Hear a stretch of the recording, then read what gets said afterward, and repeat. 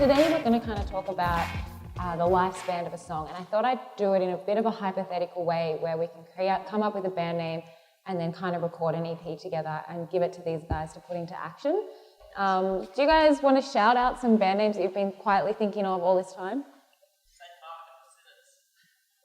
you want another option? Saint Mark and the Sinners. Saint Mark and the Sinners. Yes, sold. Okay, cool. Good. Easy. And what kind of music do Saint Mark and the Sinners make? Acid metal. Acid metal. Cool. Okay. Jay, as frontman of acid metal band Saint Mark and the Sinners, you guys have been playing around, gigging around a little bit, and you decided to record your first EP. Let's put it on an EP. How do you prepare to take that into the studio? How do you prepare to record that? I guess you have to practice the songs a lot. That's something, I guess actually we were talking about it before with Lachlan about how you tend to forget that, like with now, there's so much that you can do with technology when you're recording that a lot of the time you kind of get fooled into thinking, oh, it's okay, we can fix it, you know, rather so you kind of can go in with sort of half ideas and whatever, and then when you're in the studio you can sort of flesh it out and fix it all in post-production or whatever. But for mine, personally, it's better to, if you can afford a basic laptop and a couple of mics to put up in a rehearsal room and teach yourself how to use Pro Tools or one of the programs and just record yourself before you even get to the studio, rehearse heaps. Cool, so let's go down the path of you've saved up a bunch of money to go into produce. You really want to do it yourselves. You've been playing around saving all of your gig money and you want to try and do as much of it yourselves before you start bringing in other people, but you do want to work with a producer. What do you kind of look for when you try and engage with a producer? Not a heroin addict, which is the mistake that we've made on 2 occasions. One of which we gave him the entire money in advance, which was a real oversight. You should always pitch to your favourite producer, like your dream producer. You know, if that's Phil Spector, you can't do that because he's in jail for killing someone. But you can. Next best thing. There's next best thing. So, Lachlan, I might throw to you on that stage. You're a producer, but where does the role of an engineer fit in? And what is the difference between an engineer and a producer?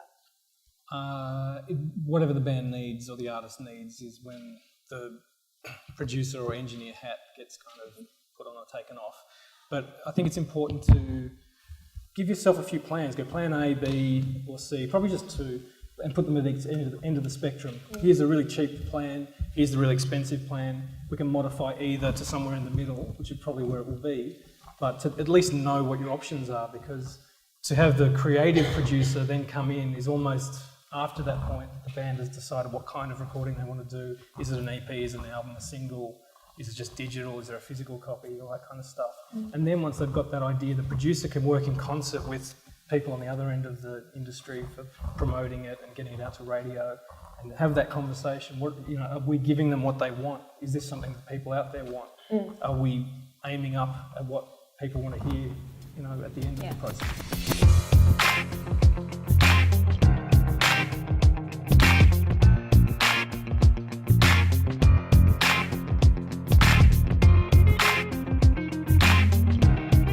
Let's move on to the finished EP. We've got a product and we've no idea how to put it out there. So that's when Mark comes in. And we come to you as biggest independent distributor, but you also license a couple of records. Do you want to explain what that means?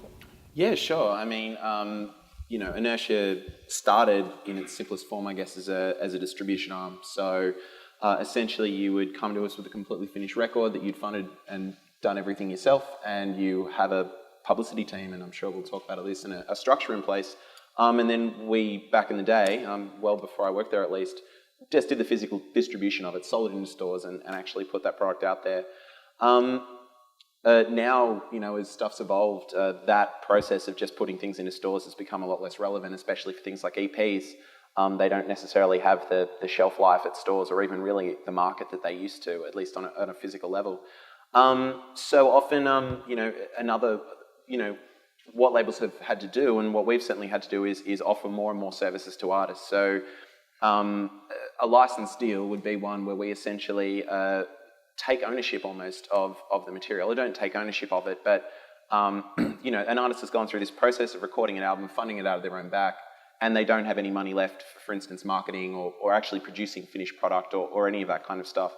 So the label takes on, I guess, that role, and then essentially can coordinate everything from there, from the the kind of marketing and strategic way of pushing that out to the public, servicing it to Triple J, working on putting together assets, from whether it's press shots or things like that, and then taking it out into the marketplace.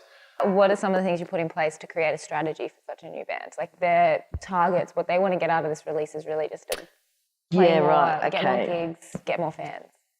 So with a band like this, it's obviously really channeled into specific media outlets. So definitely strategy-wise, you'd be looking at your street presses, your specific genre shows at radio, your community radio.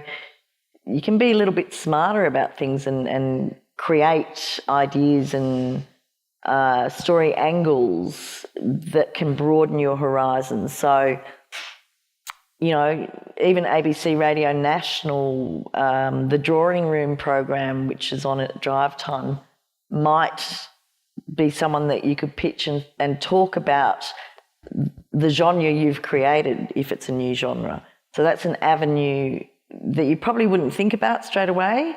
You need to educate yourself about what's out there.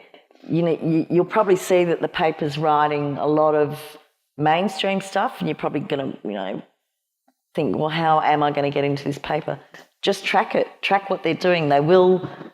Someone will review a genre similar to yours, and when you see that, then you can make a note and put that in your contacts list and go to the section editor of the music lift out and say, perhaps, our music might be suited to, Mark Williams, who reviewed blah, blah band. Do you think more and more it's important to be releasing singles before anything else, or can you release an EP at once?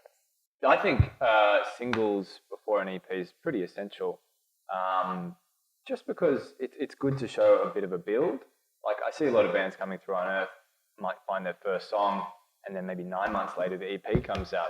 That might seem like a long time to wait, but if over that 9 months I've heard 2 more songs and given them a decent run on radio, that's enough time for an artist to build up some sort of following, and also to give me an understanding of what kind of band they are and how they're going to develop from just beyond the EP.